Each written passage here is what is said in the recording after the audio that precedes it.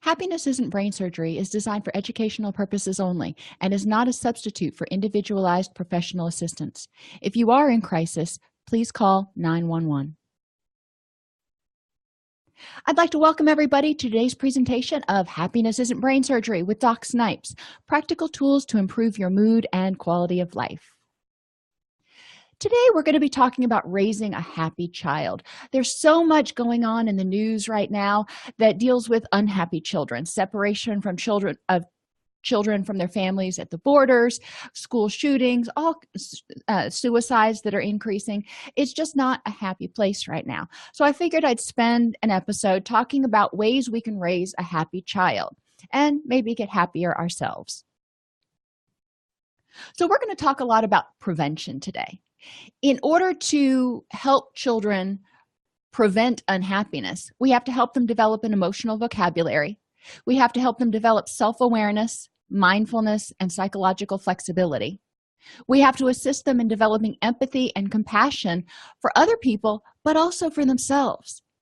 We need to help them develop self-esteem and self-confidence, educate them about unhelpful thoughts, that inner critic that can kind of keep you stuck. Educate them about hardiness, and that helps them bounce back when something goes wrong. Encourage them to develop good vulnerability prevention habits, and we've talked about those before in terms of sleep and nutrition and exercise and that stuff. And teach them about distress tolerance activities, including the acronyms accepts or improves. So let's look at how to do that. So the first thing we're going to do is talk about helping them develop an emotional vocabulary. And some of us as adults don't even have great emotional vocabularies. So, it might be helpful for us to encourage children to identify these things. By doing that, we're also going to have to look a little bit closer. So one of the ways that we can do that is using an emotions chart.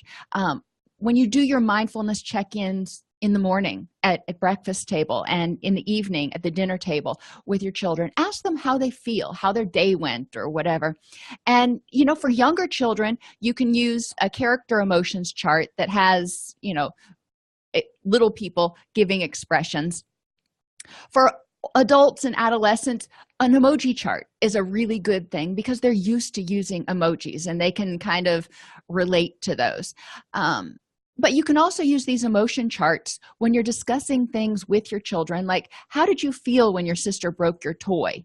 And the child may not have the words. They may kind of know it made them feel angry inside, but they may not be able to put the word anger with it. So we can have them point to the picture and, how did you feel? Show me. They point to the picture that's angry and we say, okay, you felt angry. And that helps them start learning how to use those words. You can also have children make a list of things that make them feel a certain way. So make a list of things that make you feel happy. Let's start with the good one. And for children who can't write yet, have them draw pictures, or you can print out pictures of things that kids identify. If you're talking, you say, tell me 5 things that make you happy. And you write those down, and then you can go online and find some clip art of those things, print them out, and then the child can use them to color on and make a collage. So that's going to be the happy collage. And then you can do the same thing for angry and sad and other things. That way, not only is the child learning to identify the feeling, but they're also learning to identify triggers for those feelings, and you're becoming aware of what some of their triggers are for those feelings, so you can help them deal with those things as they come up. For older kids, tell them they can go online and do a clip art collage of 5 things that make them happy if they want to do that instead of writing a list. Draw a picture of 3 things that make you feel. That's another activity that can get kids involved. And, some kids love to draw, some kids hate it. So it's just an option. Another thing that actually has been researched and found to be really effective in improving mood is to have children write for 20 minutes a day about the positive things that happened to them that day. So have the children spend 20 minutes each day writing or drawing about the good things that happen that day. So if we teach children to really focus on the good things, then they're not going to be focusing as much on the bad things. That doesn't mean we don't want to discuss the bad things with them, but we do want to help them, have a moment where they can focus and go, okay, yeah, there were some things that were really crappy today, but I got to go out to recess and I found a frog and whatever else it was that made them happy. I love frogs, so that would have been one for me. Another thing we can do is help children develop self-awareness and mindfulness. And one of the things we talk about in mindfulness is something called monkey mind. And as adults, we do it, and as children, they do it too. It's when you're trying to do something like balance your checkbook or do your math homework or watch TV, and your mind starts going all these other places instead of focusing on the here and now and what you're doing. And I do that even when I'm driving home from work, and I have to kind of bring my monkey mind back into alignment and practice and consciously make an effort to focus on driving and seeing the hawks that are on the power line, etc. And I have a worksheet that I created with obviously monkeys on it, and for older children that can write, I have them write down thoughts. When they start having monkey mind, what thoughts are you thinking about? Write them down, because when you get them out of your head, sometimes it's easier to stop thinking about them. But it also makes the child aware. We want to have children start identifying monkey mind, because a lot of children will start thinking about, they're watching TV that evening, and then they start remembering when they were in gym class and they accidentally passed gas, or when they dropped their books in the hallway, or they did something embarrassing, and their mind keeps going back there. Well, we can help them train their mind to not do that, but they've got to be aware that they're having those thoughts and learn how to just acknowledge it and then return to the present. So what can we do? Do a check-in again at breakfast and dinner. A lot of times we don't have lunch with our kids because we're at work and they're at school. But at breakfast, do a check-in with them. How are you feeling? Do the emotions chart. And what thoughts are you having? What do you need to have a good day today? And that gets them focusing on the here and now. And then you can even ask them, are you having any monkey mind thoughts? And are you worrying about something for fourth period, or are you still thinking about something from yesterday? And you can talk about it right then and deal with it. And then at dinner time, again, you can ask them, how was your day? Overall, what mood characterized your day, or how do you feel right now? Have them identify that emotion, and again, have them identify what they need to be happy, healthy, and secure. That's all part of mindfulness. That may mean they need some help with their homework. That may mean that they just need to be left alone for a little while because they need to decompress. Help them start identifying what they need. And they're not going to be able to do this as young children, and even sometimes as older people, right away. They may not know what they need. They feel icky, which isn't even technically an emotion. So we need to figure out what icky is and how to make icky go away. And that's when you start fleshing it out and talking about it.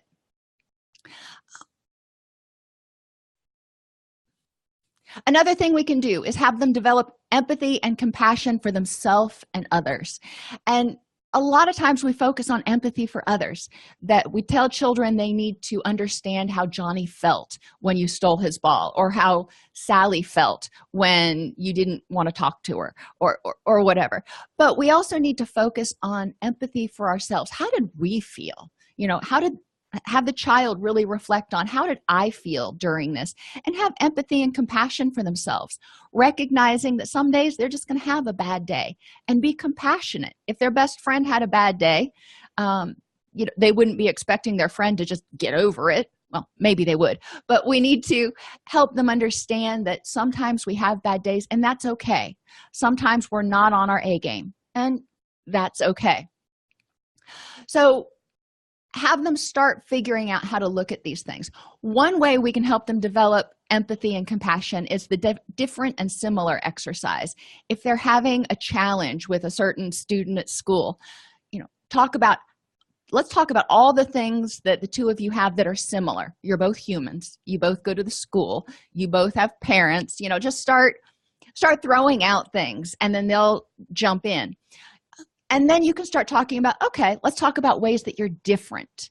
And I have two children at home, and they are polar opposites of one another. So we're regularly talking about similar and different. And my son will say, I don't understand why she gets so upset about all of that stuff.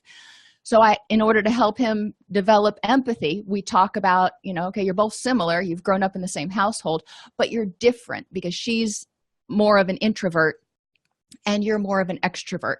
So certain things are more stressful to her, and helping him appreciate the fact that things that are not stressful to her are very stressful to him, and vice versa, so they balance each other out. Different and similar is a great way to help children learn and identify areas of compassion and see how people react differently. Another activity you can do is helping others feel better. And this is obviously something you're going to do more with younger children. But you ask them, how can you know how somebody else feels? And they may tell you that they listen to what the person says, or ask them how they feel, or look closely at their face and body, or watch what they do. We want to have them brainstorm. How can you tell how your friend feels when you're at school? What do you know? That makes them become more aware, and you can't be empathetic until you're aware. So they get outside of themselves and notice how people feel. If they can't figure that out at first, ask them, how do you know how you feel? When you're sad, what does that look like? What does that feel like? How would somebody know that you were sad? And they may say, well, because I'm crying, or because I don't want to do anything, or whatever they say. But okay, that's a place to start. So you can brainstorm from there. Another question you can ask them is, how can we recognize when another child is feeling bad or left out?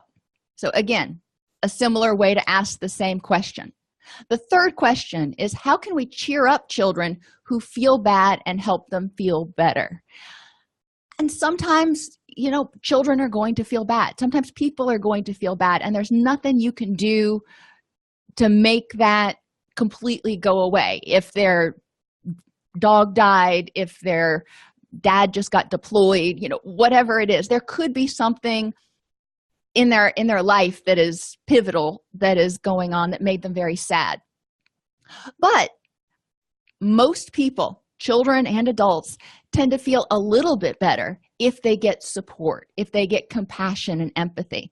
So we want to encourage them, when they see somebody that's feeling sad, pay attention to them, pat them on the back, ask them if they'd like to play with you. Obviously that's for littler kids. With older people, ask them, do they want to have lunch with you or something, in order to make them feel less isolated and feel like somebody cares about them. Those are all things that children and teenagers can do to be happier, because when we help other people feel happy, we tend to feel happier. The next step is to teach love languages, and this helps with empathy and compassion, because demonstrating empathy and compassion can be a little bit challenging because not everybody speaks the same love language. What do I mean by that? I mean that when different people will experience a feeling of love from different actions. So for example, when my kids get up in the morning and they do their chores, and they do just over and above on their chores, that makes my heart happy.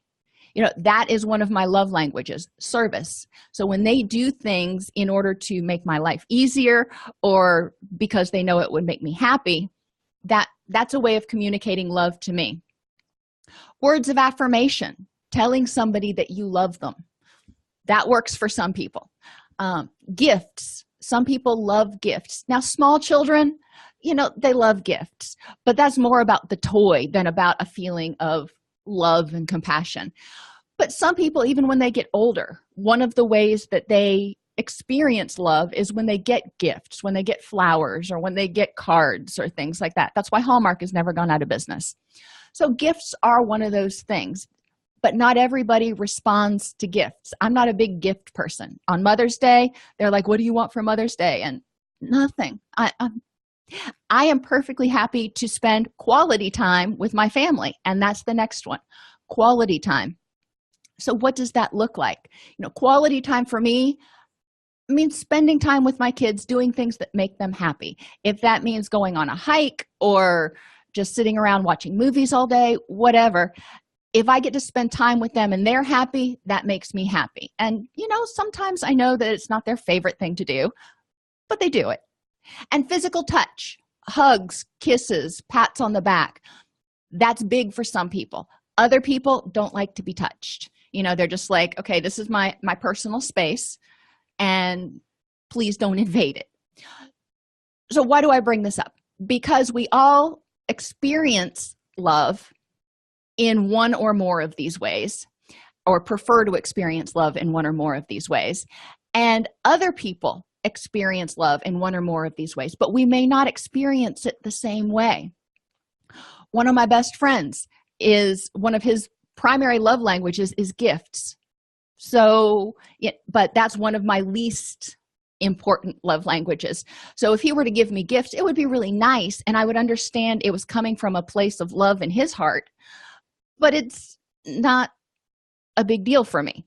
On the other hand, if I was to give him words of affirmation or service, that he'd like it, he'd understand it was coming from a nice place, but he'd prefer a gift. Thank you very much. So we need to help children learn how to communicate with one another.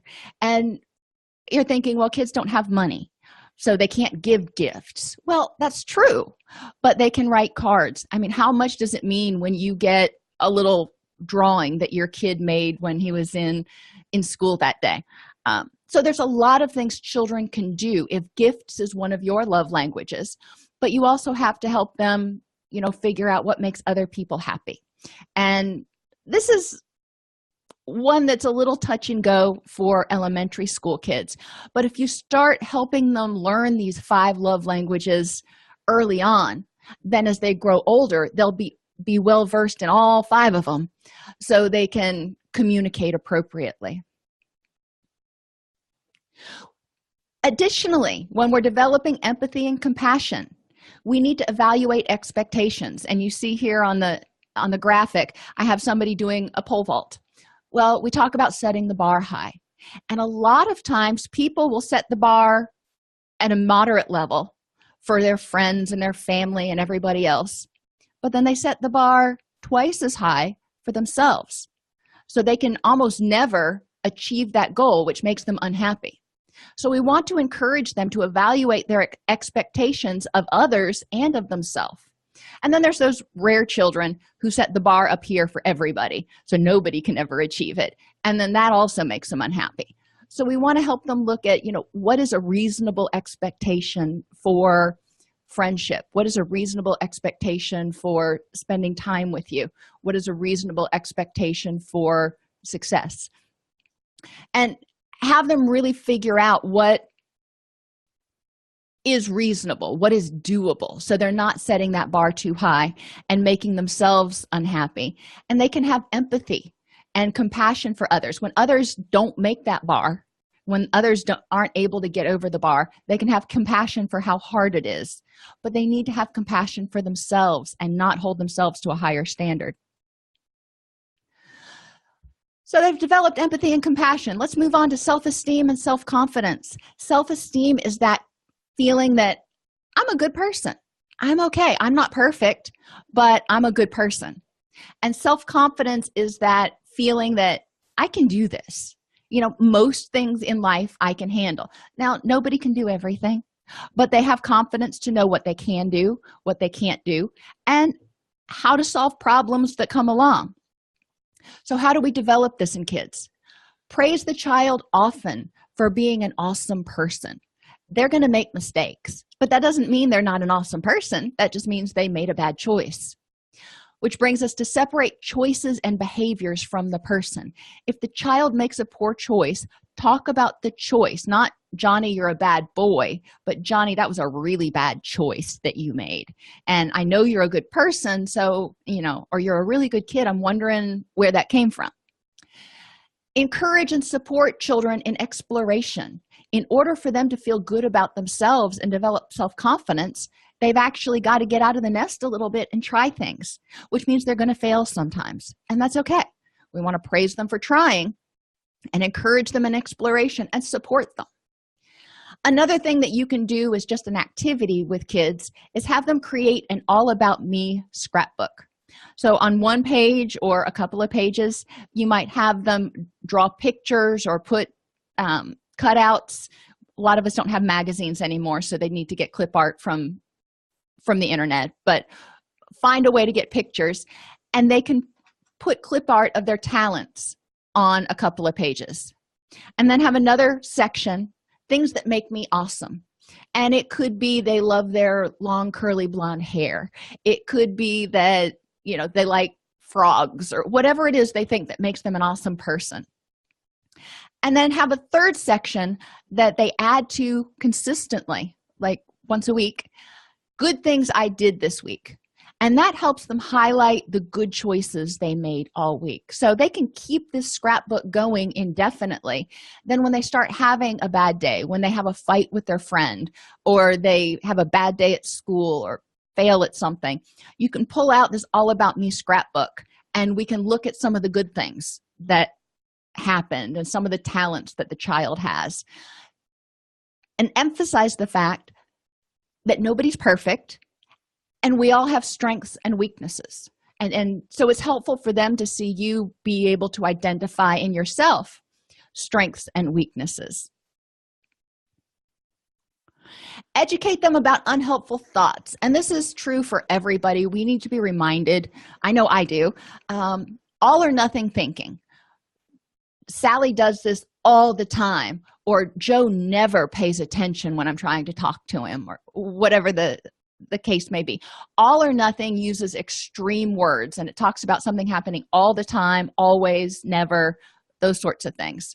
So we want to encourage the child or the person or ourselves to look for the exceptions.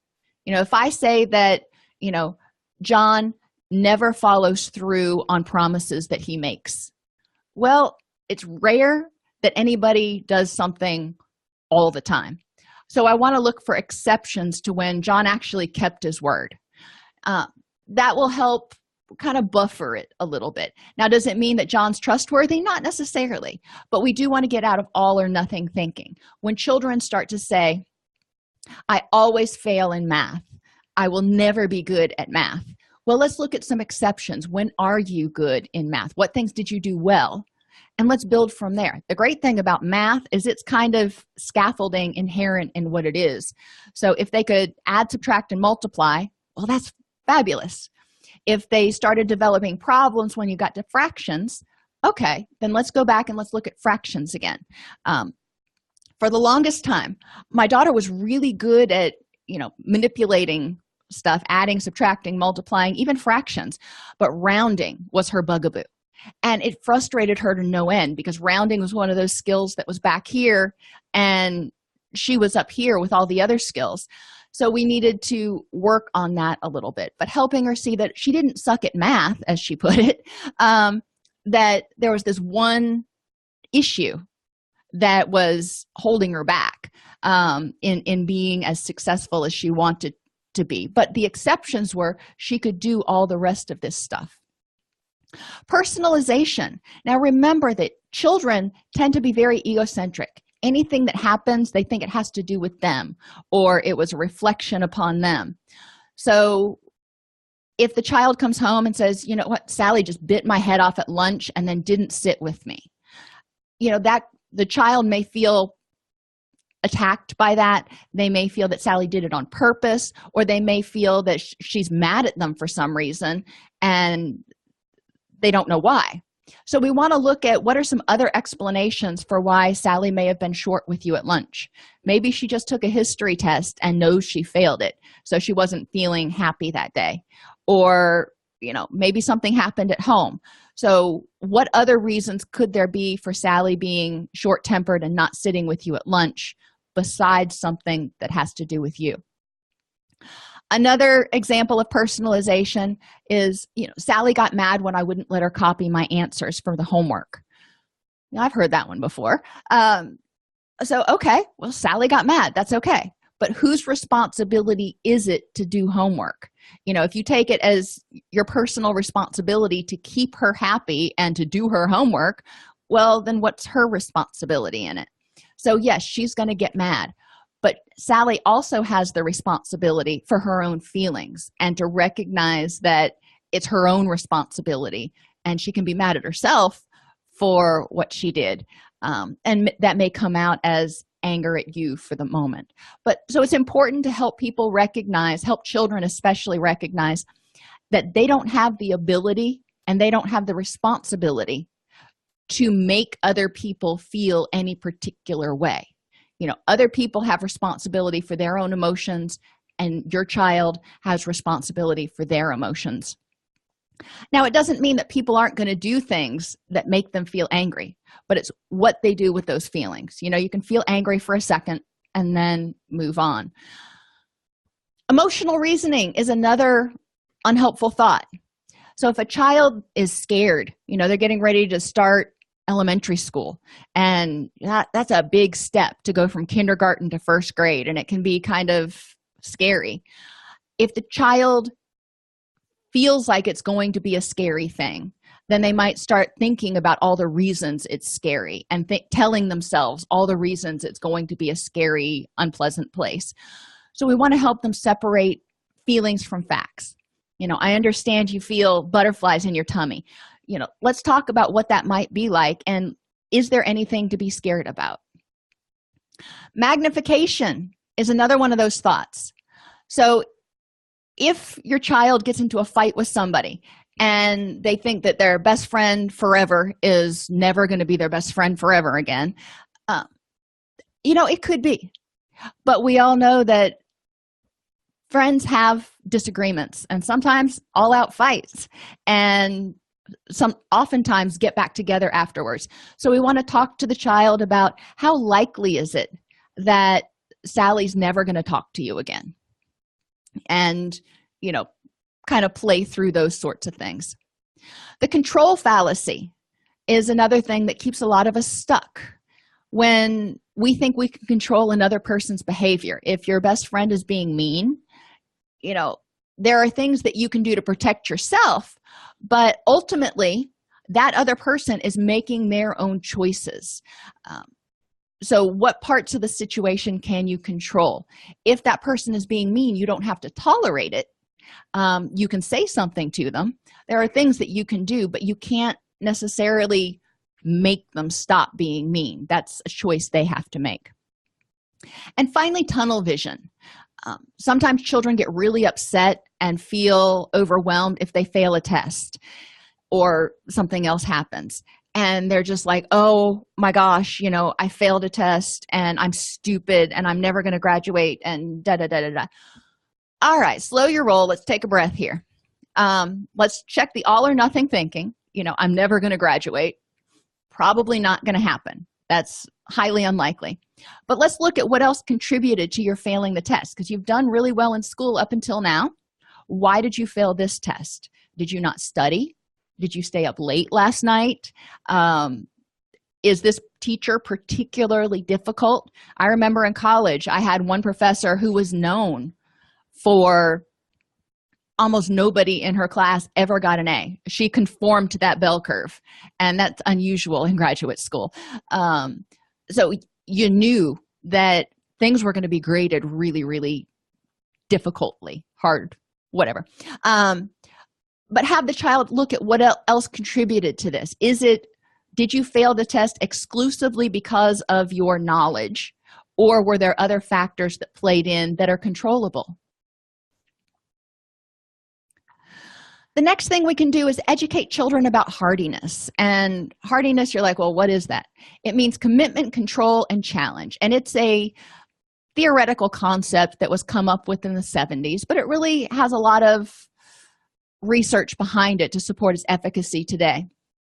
So when something bad happens, you want to help the person identify what parts of their life are still good and rewarding. What things are you still committed to? This thing over here, it may be going south right now, and that's unfortunate. But what other things are you committed to that make your life worth living? One thing you can do with children and even with yourself is to keep a gratitude scrapbook. And each week add a page of 3 things that you're grateful for this week. That can help you remember the things that you're committed to. Keep a list of the things that are important for you to have in a rich and meaningful life. If it's your kids and your family and your dog and, whatever it is, your health, keep a list of those things. And then when something goes south, you can go back and look and go, well, because of whatever this is that's going on right now, am I going to lose any of these things that are important to me to have in a rich and meaningful life? A lot of times the answer is going to be no. Most of those things are still going to be there. And that can help you feel a little bit less devastated. Control. What parts of this situation, this unfortunate situation, do you have control over? Sometimes you have no control. If the company is going through sweeping layoffs, you may not have any control over that. But you do have control over whether you apply for new jobs or get paralyzed in depression. For children, what parts of this do you have control over? If they try out for the football team and they don't make the cut, that can be devastating. Maybe they had anticipated that they were going to be the star quarterback, and that's what they always thought. And then they try out and they don't even make the team. Wow, that's a big blow. Okay, so have the child identify, what things are important in your life, and football may still be there. And okay, football doesn't go away. It just means you didn't make it this season. So what parts of this do you have control over? Well, you can talk to the coach, figure out why you didn't make the cut, practice, develop those skills, and try out again next year. So we want to help them identify which parts they can control. They can't fix the fact that they didn't make the team this time. And the third part is challenge. Looking at this adversity, whatever is going on right now, how can the child view it as a challenge instead of a barrier? A barrier is something you come up against and just can't get past. An obstacle is like an obstacle course. It's something that you have to either go over, around, under, through, do something, but you're able to get past it. You just have to figure out how. So encourage them to figure out, how can this obstacle to your goal be overcome? How is this a challenge, and how will it make you stronger? And a lot of times children need our help as adults to coach them, to support them, to nudge them along the way, and to help them through the tough parts. And we call this scaffolding in learning. But let them do the parts that they can. And then when they get to this part that they're kind of, losing traction, that's when we step in and give the assist. So hardiness is commitment to those things that are important, identifying what parts of the unfortunate situation you can control, and identifying this unfortunate situation as an obstacle to goals and figuring out how it's a challenge to figure out how to overcome this obstacle. The next one is to encourage children to develop good vulnerability prevention habits. And we as parents are so responsible for this. From the time that they are knee-high to a grasshopper, making sure they get enough sleep. The amount of sleep children need is way more than most children get, 10 to 12 hours at the younger age groups. We need to make sure they're getting that sleep, because that's when their brain develops. That's when their impulse control develops. That's when their cognitive and their body develops. They will likely experience distress and emotional delays if they're not getting enough sleep. Sleep is just so important, and it has to be quality sleep. But nutrition, our brain and those neurons and the chemicals in our brain and our hormones and everything else are built off of the foods that we eat. The amino acids and the vitamins and everything work to help make us who we are. So if we don't have good nutrition, our body can't do that. It can't repair. It can't make the neurotransmitters to help you stay happy. There's a lot of things that it can't do. So we need to educate children about adequate nutrition. And I've said this before, I'll say it a dozen times again. Adequate nutrition means eating colorfully. It means eating relatively healthy foods. It doesn't mean cutting out all fried foods and all pizza and all everything that children love. They're going to want to have that sometimes, but they also need to have some fruits and vegetables and other stuff in there. They need to learn how to stay healthy, because when we're sick or when we're tired or when we've got something else going on, if we're not healthy, we're generally not happy. So that means an average weight, not obese, not underweight, but something that is a healthy weight as determined by you and your kid's pediatrician. About an hour's worth of exercise every single day. And that's really important. It helps with gross motor development. It helps in the secretion of serotonin, which is one of our happy chemicals. There's a lot of reasons that exercise is important. And it doesn't have to be at the gym. It can be playing, going out and moving your body for an hour a day. And then we need to pay attention to the environment. What in the environment will help make the child happy, and what in the environment might be stressful. If your house is just a powder keg all the time, then it's going to rub off on the kid, and the kid is going to be stressed out all the time. So we want to make sure that this environment is calm and nurturing and welcoming, and not too crowded, and not they don't have cockroaches running over their leg while they're trying to sleep, and those sorts of things. But these are all things that can help prevent vulnerabilities. And if you remember, vulnerabilities mean anything that creates the situation where a person might react more negatively to a situation. So if you wake up in the morning and you didn't get a good night's sleep, you're more vulnerable to being cranky that day. You're more vulnerable to having difficulty learning that day. If you don't have good nutrition, you're more vulnerable to being irritable. If your blood sugar's low, you're more vulnerable to being irritable. So we want to help children learn that these things are really important, but it doesn't mean all or nothing. It doesn't mean they have to, be uber rigid about things, but they need to try to take good care of themselves in order to be happy. Finally, we want to teach about distress tolerance. And with young kids, obviously the ones who can't read, we need to do picture lists. So have them identify, for example, activities that they like to do that make them happy. And go online, print out some clip art, let them color it, and then you can make a chart of happy activities. So when Junior starts feeling stressed out or sad or something, you can have him look at that chart of happy activities and say, why don't you pick one of those things that you want to do, and we'll go do it right now.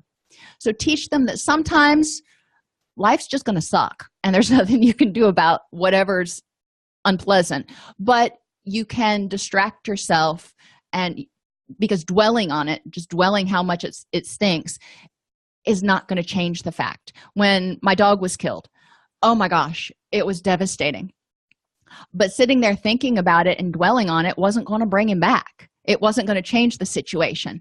So I had to involve myself in activities that helped me distract. Contributions is another thing. What can you do to help other people? For a lot of young kids, this isn't really their thing, but for older kids, it might help them feel a little bit better if they volunteer at church or if they help out with their scout troop or something. Comparisons means looking at other people who aren't doing as well. And again, this is one I don't typically focus on, especially with children. I want them to focus on more distraction techniques than looking at how other people are suffering, but we got to stick with the acronym. Emotions, opposite. So this is what things, it's not necessarily activities, but what things make you happy, because happy is the opposite of distress. So have them keep a list of things that make them happy. And it can be sunrises, it can be rainbows, it can be unicorns. If unicorns make them happy, then make sure you have a coloring book full of unicorns around. So when they're having a bad moment, they can work on coloring the unicorns, or they can watch a movie about unicorns. Pushing away. Teach them that thoughts, you can put them in a box and you can push them away. Or when you start thinking about something, you can tell yourself, I am not going to think about that right now. So tell the little voice inside your head to talk to the hand. You can have happy thoughts. So encourage them when they start having an unhappy thought to think of something happy. And again, this is with little kids especially, have them keep a book of things that make them happy or happy thoughts that they can look at. Sensations, and that's hot, cold, something that kind of jolts you out of your funk, so to speak. So if they're in a really funky mood, maybe going and jumping in the pool, because the pools are almost never warm. That's just one of those things. But what sensations could help distract that person from how they're feeling? For some children, taking a warm bath works, but not a lot. So that's one that may or may not. So activities, opposite emotions, pushing away, and happy thoughts are 4 that work really well with young children. Other things that they can do. Imagery. So if you ask them, tell me about your favorite happy place. What is it like? And ask them about all of their senses. And a lot of kids will need to be guided through this, especially young ones. Tell me about this, your favorite time that we went on vacation. And what do you remember about it? What did it smell like? What were were your favorite things that you saw? Do you remember what was in the back room of the cabin that we stayed in? I can't remember. Have them call in all of their senses. What did it smell like?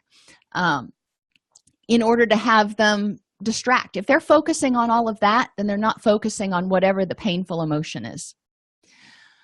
Help them find meaning in whatever's going on. And this is easier said than done, especially with young children. Prayer can help with some children. Relaxation activities can help with some children. A lot of children have a hard time shutting off that monkey mind. So these, more so with teenagers than younger children. Have them focus on one thing at a time. If you're getting ready to move, for example, which means they're going to leave their friends and they're going to leave their school and they're going to leave their ball team and they're going to leave this and that, and they're just like overwhelmed with all of these changes. Encourage them to take a break and take a breath and say, okay, let's focus on one thing at a time. We're moving. Let's talk about what is your new room going to look like? What color do you want it painted? And have them focus on that. And then, okay, once we get there, we'll go take a look at your new school and maybe meet your teachers. How does that sound? And so encourage them to identify one thing at a time they can do to make it feel less scary.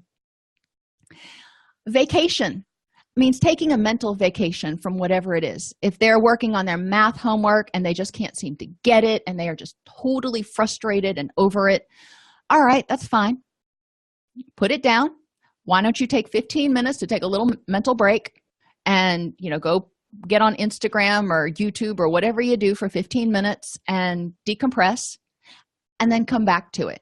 Because once the person has a bunch of adrenaline going through their system because they're frustrated or they're angry or they're anxious for some reason, they're not going to think well.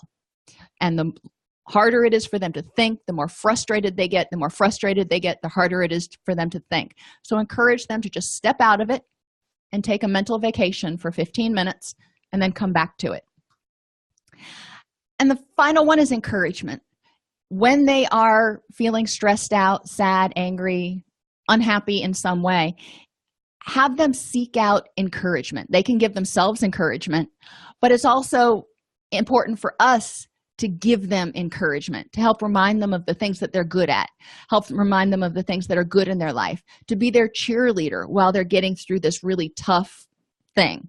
My son's learning to drive right now, so I'm trying to provide him, when we do our driving practice, provide him encouragement while we're driving. When he does something really well, I try to make sure right then to say, you took that turn really well, or you did that really awesome. So he's getting encouragement as he goes through it. And then we want to help them develop psychological flexibility. And this is something that most youth are not going to get until they're, middle school age, because it's kind of obtuse. But basically, you want the child to say, how do I feel right now? And they'll say, let's just say angry. Okay, you feel angry right now. And then in these 4 quadrants, you have them fill out, and a lot of times I have them do this when they're not feeling angry or something, when they're just when they're okay, when they're content.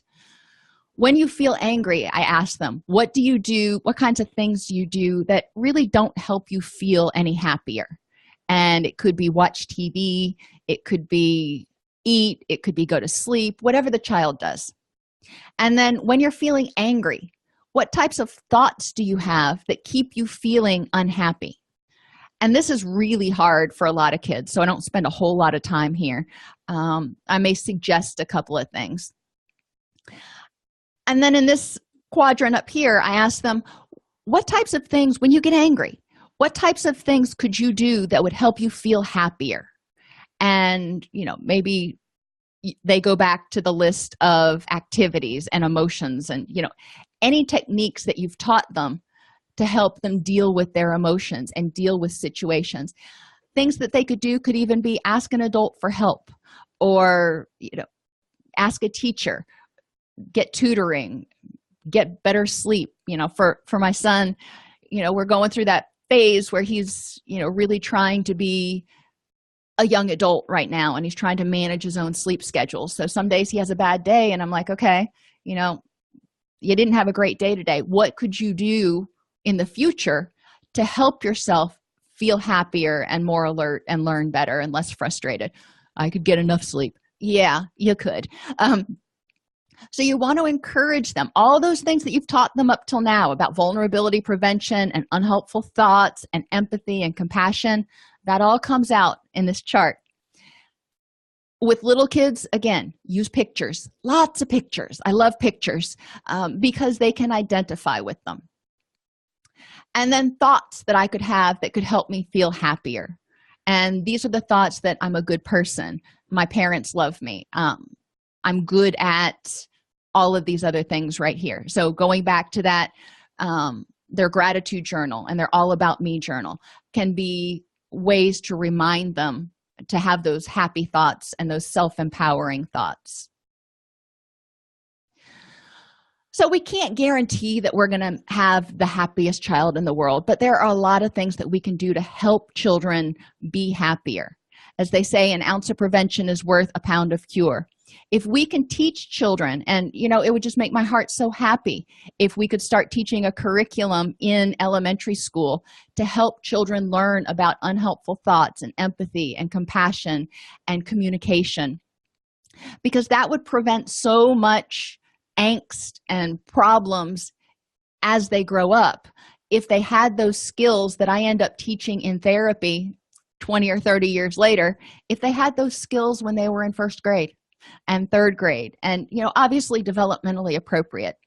But if as parents we can start teaching these skills, we can model these skills, because remember, they learn a lot more from what we do than what we say.